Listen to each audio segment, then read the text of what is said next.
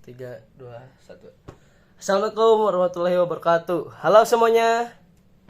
Ya, kenalin nama gue Johannes Bintang Parulian, NRP 23 2021 015. Perkenalkan, nama gue Rifki Aji Ramadhani, NRP 23 2021 043. Oke Ki, gimana kabar lu sekarang? Sehat nggak? Sehat Jo, aman aja. Kalau kabar lu sendiri gimana sih Jo? Ya, gue juga puji Tuhan lah, sehat-sehat aja. Gue penasaran nih Jo.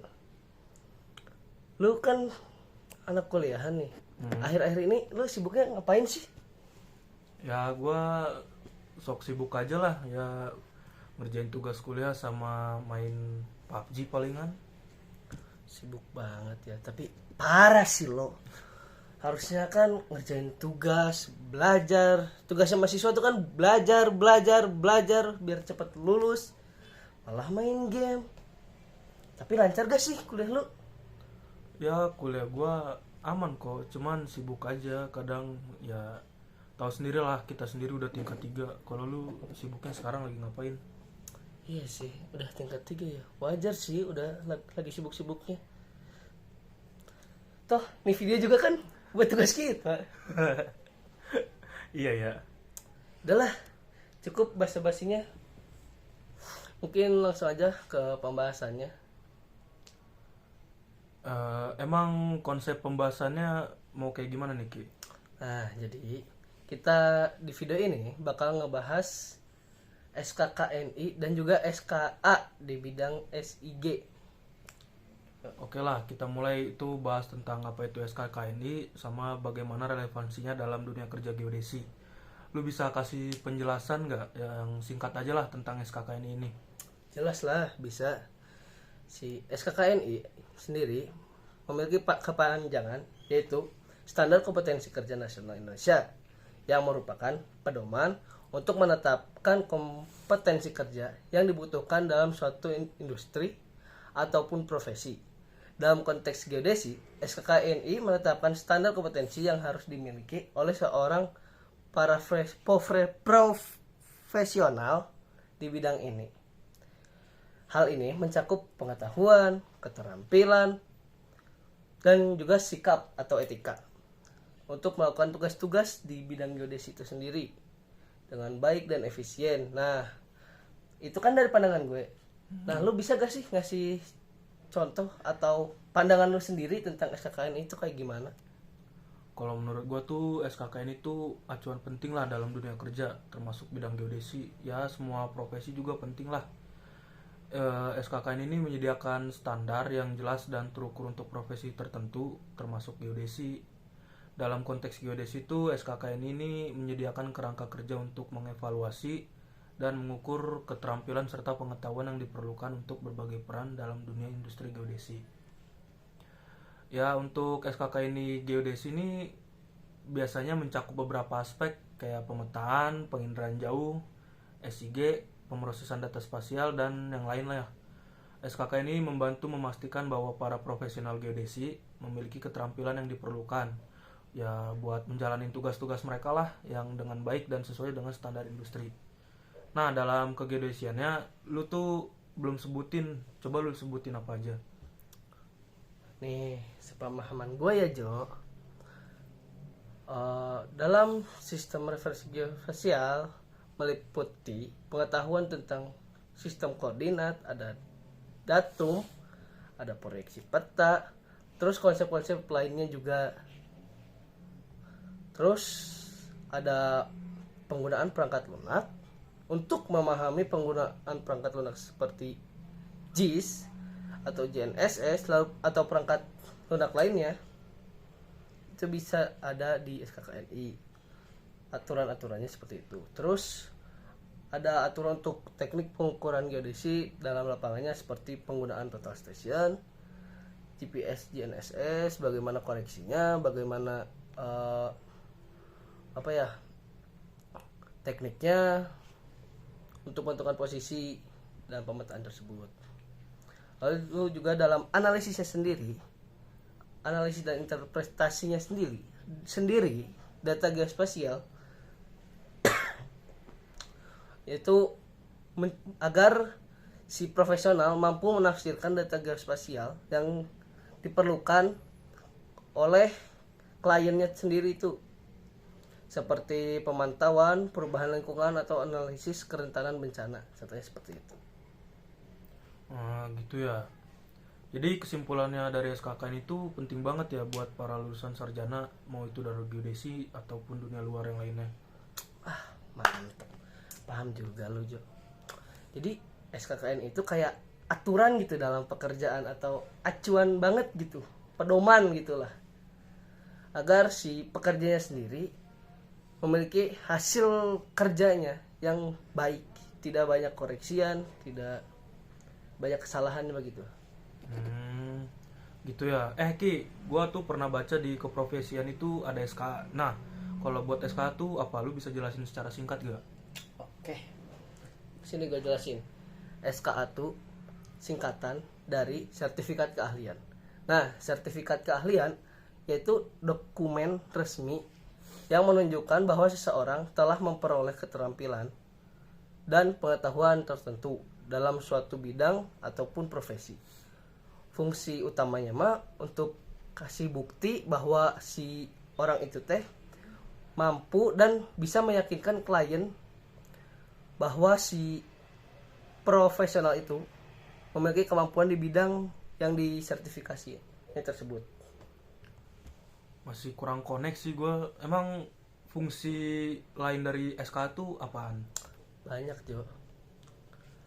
Ada validasi kemampuan, peningkatan kepercayaan, peningkatan kesempatan kerja, standar profesional, pengembangan karir. Nah, gue bakal jelasin satu-satu nih Jo. Ya, coba lu Kita jelasin dari awal dulu. Jelasin dari awal tuh yang lu sebutin tadi. Nah, yang pertama ada validasi kemampuan. Jadi, sertifikat memvalidasi bahwa pemegang atau pemilik atau orang profesional tersebut sudah mampu, sudah terampil dan memiliki pengetahuan yang dibutuhkan di bidang tersebut, seperti kemampuannya dalam hal teknologi ataupun industri-industri tertentu lah. Lalu peningkatan kepercayaan. Nah, contohnya nih, kalau lu nih milih ada orang yang udah punya sertifikasi tapi agak mahal, sama orang yang belum punya sertifikasi tapi murah, kalau lu lebih menjamin lu bakal bayar yang mana? Kalau gue sendiri jelas lah yang lebih mahal tapi udah terjamin, apalagi dia udah punya sertifikat khusus lah yang jadi poin lebihnya. Nah, itu Jo. Nah, lalu ada peningkatan kesempatan kerja. Jadi orang-orang yang punya sertifikat tertentu dapat meningkatkan kesempatan kerja untuk dianya. Kalau bahasa ininya mah, bahasa gamenya mah, dia tuh mengupgrade dirinya lah, jadi lebih kuat gitu, lebih powerful gitu dalam hal-hal tertentu. Lalu ada standar profesional. Sertifikat keahlian seringkali mencerminkan bahwa orang tersebut sudah memiliki standar yang jelas dalam bidang tertentu dan membantu memelihara standar kualitas atau integritas dalam profesi tersebut. Lalu yang terakhir ini ada pengembangan karir. Sertifikat keahlian dapat membantu dalam pengembangan karir dengan memungkinkan pemegangnya atau seorang profesionalnya tersebut untuk memperluas keterampilan dan pengetahuannya, serta memperoleh pengakuan atas prestasi mereka. Begitu Jo. Oh, gitu ya. Ya mulai paham lah gue tentang SK itu. Oh ya Jo. Nah, gue bakal kasih lu gocap. Wah. Tapi nanti di TF. Oh, Tapi oke. juga lu harus bisa jawab nih. Lu tahu gak sih tujuan kenapa seorang profesional harus punya SKA? Kenapa buat harus ada SK tuh? Yang pertama memperoleh pengakuan resmi atas keterampilan dan pengetahuannya lah. Yang dimana tuh SKA tuh bukti konkret ya yang menunjukkan bahwa seorang ini tuh telah menguasai keterampilan dan pengetahuan tertentu dalam suatu bidang atau profesi. Ini memberikan pengakuan resmi atas pencapaian individu dalam memperoleh keahlian tersebut. Yang kedua tuh ada meningkatkan daya saing di pasar kerja atau pasar bisnis. Dalam lingkungan yang kompetitif, memiliki SKA dapat memberikan keuntungan yang udah lu bilang tadi tuh buat ningkatin kepercayaan diri. ya kayak majikan atau klien sering mencari karyawan atau mitra bisnis yang memiliki kualifikasi dan keterampilan yang terbukti. Terus yang ketiga tuh ada meningkatkan peluang karir atau kemajuan profesional. SKA dapat membuka pintu atau peluang karir yang lebih baik seperti promosi atau tanggung jawab tambahan dalam pekerjaan. Biasanya pemegang SKA tuh sering lebih siap lah buat ngambil peran-peran yang lebih menuntut atau spesialis dalam bidang-bidang mereka. Yang keempat tuh ada meningkatkan kepercayaan diri. SKA tuh bisa ningkatin rasa percaya diri seorang dalam mengejar tujuan karirnya. Selain itu tuh SKA juga bisa membantu ke kayak kepercayaan pihak lain lah, baik itu klien atau rekan kerja, karena pemegang SKA biasanya memiliki kemampuan yang dibutuhkan untuk melaksanakan tugas atau proyek dengan baik. Terus tuh kayaknya memenuhi persyaratan di atau standar industri. Soalnya dalam beberapa kasus nih SKA diperlukan untuk memenuhi persyaratan atau standar tertentu dalam industri, kayak misalnya profesi itu seperti kebidanan atau teknik sipil memiliki SKA. Mungkin syarat tuh yang jadi izin atau lisensi buat praktik maupun kerja. Kalah gue. Kok lu bisa tahu sih? Ngeri banget dah lu, cepet banget pahamnya. Yoilah, rinaman geodesi nih bos, senggol dong. Nah, lu tahu gak sih si SKA di bidang SIG atau Sistem Informasi Geografis itu perlu apa aja sih? Nah, kalau buat SKA di bidang geodesi itu sebenarnya gue masih kurang paham. Kalau yang SKA tadi udah mulai paham lah. Kalau lu bisa jelasin nggak SKA di SIG itu apa aja yang dibutuhin? Nah, dalam SKA SIG memberikan validasi atas sejumlah keterampilan dan pengetahuan yang berkaitan dengan penggunaan dan penerapan SIG. Ada beberapa hal yang mencakup SKA SIG tersebut. Yang pertama, ada pemahaman konsep SIG, penggunaan perangkat lunak SIG, analisis dan interpretasi data geografis, pengelolaan data SIG, integrasi dengan teknologi lain, lalu penggunaan si SIG tersebut dalam berbagai konteks. Gue jelasin dulu dari yang pertama. Boleh. Pemahaman konsep SIG mencakup pemahaman tentang konsep dasar SIG seperti sistem koordinat, sistem proyeksi peta, struktur data spasial, dan fungsi-fungsi dasar SIG lainnya. Lalu penggunaan perangkat lunak SIG. Sertifikasi biasanya mencakup kemampuan dalam menggunakan perangkat lunak SIG, baik itu seperti ArcGIS, QGIS, ataupun perangkat lunak lainnya, AutoCAD atau apalah yang open source atau yang tidak open source juga. Termasuk membuat, mengedit, dan menganalisa data geografis sendiri. Lalu yang ketiga, analisis dan interpretasi data geografis.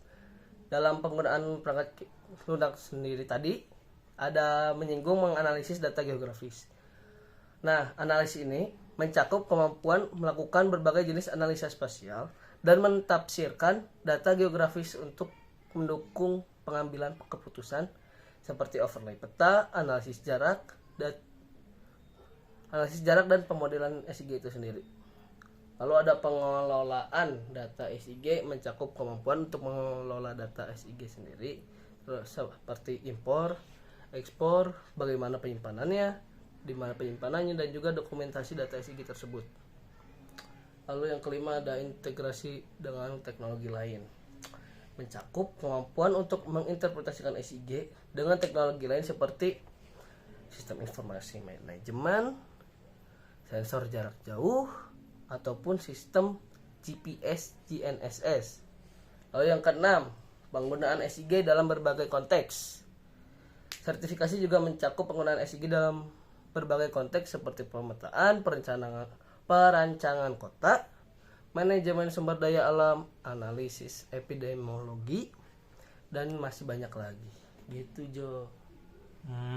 Gitu toh. Oke lah, mulai paham gue sekarang. Iya, yaudah aja lah, gue balik dulu, gue ada urusan lain. Lah mau kemana lu? Ini baru juga bentar. Biasa, bantuin si Ewik bikin video. lah Jo. Lah terus ini video mau diapain? Lah lupa gua. Udah lah, lu tutup aja sendiri. Lah malah ditinggal gua. Yaudahlah, karena Rifki udah balik, video ini ditutup aja ya. Bye.